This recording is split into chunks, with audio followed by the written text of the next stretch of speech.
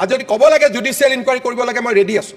সেইবিলাক মোৰ পকেটৰ পইচা নহয়, কেছ পইচা, নগদ ধন তেখেতে দিছে। আজি পুনৰ আমি এই অভিযোগ উত্থাপন কৰিছো। নমস্কাৰ দৰ্শকসকল, আহিছো আন এটা বিষয়ৰ মাজলৈ।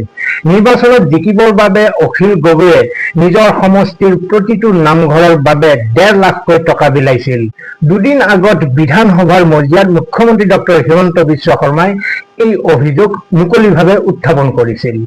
কালি ইয়াতকৈও এখোপ আগুৱাই অখিল গগৈৰে একালৰ সতীৰ্থ আৰু বৰ্তমান বিজেপি দলৰ জ্যেষ্ঠ মুখপাত্ৰ কমল কুমাৰ মেধিয়ে আন এক অভিযোগ উত্থাপন কৰি কৈছে যে অখিল গগৈয়ে কেৱল নামঘৰতে নহয় বৰঞ্চ সমষ্টিৰ প্ৰতিটো মছজিদতো টকা বিলাইছিল।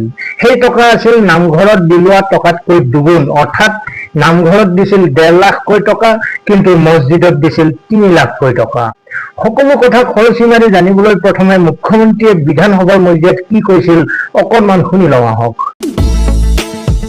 অধ্যক্ষ মহোদয়, আপুনি আচৰিত হ'ব, যি মানুহে অৰুণোদয় বিৰোধিতা কৰিছে, অসম মালা, অসম দৰ্শনৰ বিৰোধিতা কৰিছে, এইবাৰ নিজৰ বিধানসভা সমষ্টিত জিকিবৰ কাৰণে প্ৰতিটো নামঘৰতে 1.5 লাখ নগদ টকা দিছে।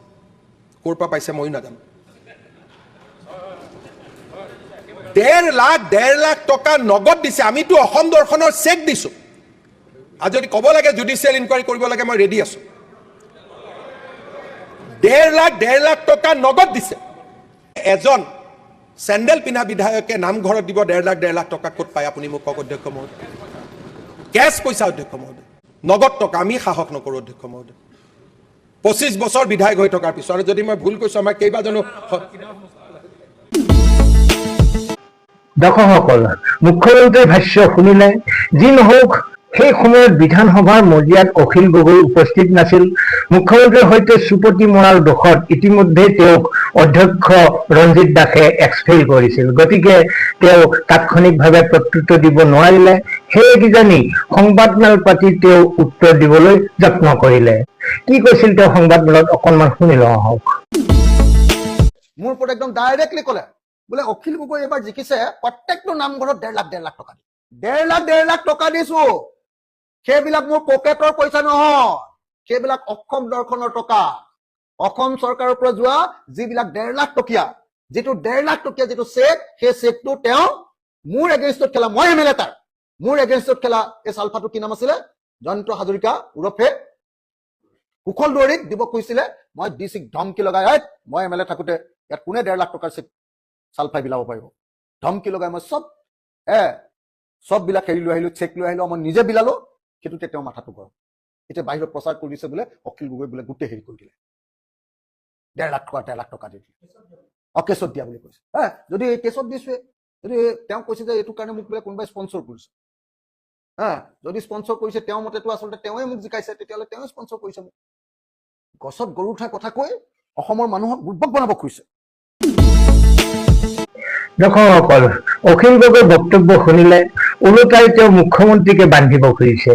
তেওঁৰ যে কোনো সবল যুক্তি নাই আৰু উত্থাপিত অভিযোগটো 100% সঁচা, সেয়া তেওঁৰ চালে বেৰে কোবোৱা কথাৰ পৰাই অনুমান কৰিব পাৰি। যি নহওক, ইয়াৰ প্ৰত্যুত্তৰত অখিলৰে একালৰ সতীৰ্থ কমল কুমাৰ মেধিয়ে কি কৈছে তাকো অকণমান শুনি লওঁ আহক। যে মাননীয় মুখ্যমন্ত্ৰী মহোদয়ে তেখেতৰ বিৰুদ্ধে যি অভিযোগ উত্থাপন কৰিছিল যে শিৱসাগৰ বিধানসভা সমষ্টিত নিৰ্বাচনৰ আগে আগে প্ৰত্যেকটা নামঘৰত তেখেতে 1.5 লাখ টকা নগদ ধন দিছে। তেখেতে কালি কৈছে তেখেতে চেক দিছে, অসম দৰ্শনৰ টকা দিছে। এইটো মিছা কথা। অসম দৰ্শনৰ চৰকাৰীভাৱে দিয়া টকাটো বেলেগ। তেখেতে প্ৰতিটো নামঘৰত 1.5 লাখকৈ টকা কেছ পইচা, নগদ ধন তেখেতে দিছে। আজি পুনৰ আমি এই অভিযোগ উত্থাপন কৰিছো। তাতকে ডাঙৰ কথা, মুখ্যমন্ত্ৰী মহোদয়ে এই কথাটো নকলে, মই আকৌ সংযোজন কৰি দিছো।